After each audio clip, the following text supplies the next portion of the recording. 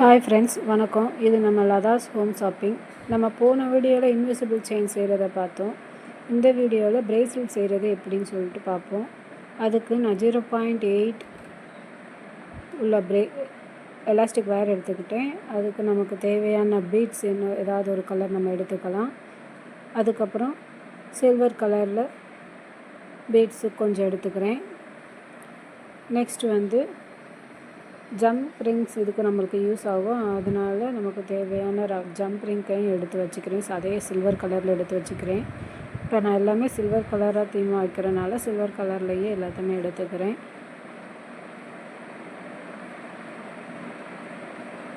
அடுத்து நம்ம எடுக்க போகிறது சில்வர் கலரில் ஏதாவது ஒரு சாம்ஸ் எடுத்துக்கலாம். அதுக்கு நான் ஒரு சில்வர் கலரில் ஒரு சாம்ஸ் சூஸ் பண்ணியிருக்கேன். இப்போ நம்ம பிரேஸ்லெட் எப்படி மேக் பண்ணுறது அப்படிங்கிறத ஸ்டெப் பை ஸ்டெப்பாக பார்ப்போம். இப்போ அந்த சாம்ஸ் கூட ஜம்ப் ரிங்கை சேர்த்து அட்டாச் பண்ணி நம்ம முதலையே அட்டாச் பண்ணி வச்சுக்க போகிறோம். முதலே நீங்கள் அட்டாச் பண்ணி வச்சுக்கிட்டாலும் ஓகே தான். இல்லைன்னா பிரேஸ்லெட்டு ஃபுல்லாக ஃபினிஷ் பண்ணி முடிச்சுட்டு அதுக்கப்புறம் அட்டாச் பண்ணி போட்டாலும் ஓகே தான். உங்களுக்கு எது ஓகேவாக இருக்கோ அது மாதிரி நீங்கள் செஞ்சுக்கலாம். நம்ம பிரேஸ்லெட் எத்தனை பீஸ்னாலும் ஒரு பீஸ் கேட்டாலுமே செஞ்சு கொடுக்குறோம். உங்கள் வீட்டில் ஏதாவது பர்த்டே ஃபங்க்ஷனு இல்லை நீங்கள் ஃப்ரெண்ட்ஸுக்கு கிஃப்ட் பண்ண போகிறீங்க, இந்த மாதிரி உங்களுக்கு ஏதாவது யூஸுக்கு தேவைப்பட்டாலும் கீழே இருக்கிற நம்பருக்கு காண்டாக்ட் பண்ணுங்கள். நான் உங்களுக்கு பெஸ்ட் ப்ரைஸில் செஞ்சு தரேன். நான் இங்கே சிவகாசியில் தான் இருக்கேன். இப்போ நம்ம பிரேஸ்லெட் செய்கிறது பார்க்கலாம். இப்போ நம்ம தேவையான பீட்ஸை எந்த அளவுக்கு பீட்ஸ் தேவையோ அதை நம்ம கோர்த்துக்கலாம். உங்களுக்கு எப்படி டிசைன்ஸ் தேவைப்படுதோ அதுக்கேற்ற மாதிரி நம்ம அரேஞ்ச் பண்ணி வச்சுக்கலாம். நான் இந்த எலாஸ்டிக்கை கட் பண்ணாமல் அப்படியே தான் வச்சுருக்கேன். முதல்ல கட் பண்ணிவிட்டு ரொம்ப வேஸ்ட் ஆகிடக்கூடாது அப்படின்னு சொல்லிட்டு நான் இந்த எலாஸ்டிக்லேயே அப்படியே அதை கட் பண்ணாமல் வச்சுருக்கேன். இதுக்கு நம்ம தேவையான கோல்டன் ரிங் மாதிரி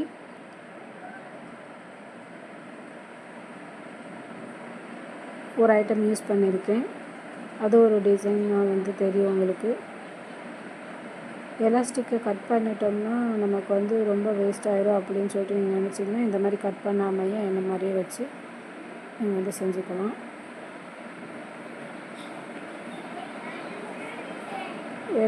நான் இப்போ இந்த பிரேஸ்லெட்டெல்லாம் செஞ்சு கேட்குறவங்களுக்கு செஞ்சு நான் கொடுக்க தான் செய்கிறேன். எனக்கு இது நல்லா ரெஸ்பான்ஸ் இருக்குது.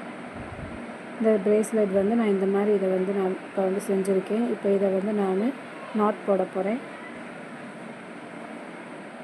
அது கரெக்டாக நாட் போட்டால் தான் உங்களுக்கு அந்து போகாமல் இருக்கும். நல்லா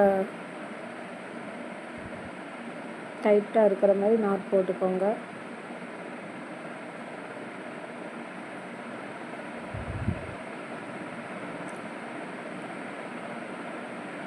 நல்லா நாட் போட்டு விட்டுக்கிட்டு நல்லா இழுத்து பார்த்துக்கோங்க.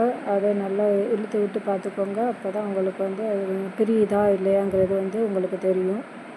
இப்போ எனக்கு அது பிரியலை. அதுக்கப்புறம் நான் இப்போ கொஞ்சம் ரொம்ப ஒட்டி கட் பண்ணாமல் ஓரளவுக்கு வச்சுக்கிட்டு அதை நான் கட் பண்ணி விட்டுறேன். கட் பண்ணியாச்சு. இப்போ இப்போ பாருங்கள், பிரேஸ்லெட் கடைசி ஃபினிஷிங் எப்படி இருக்குது அப்படிங்கிறத நம்ம பார்ப்போம். பிரேஸ்லெட் இப்படி தான் கடைசி ஃபினிஷிங்கில் இருக்குது.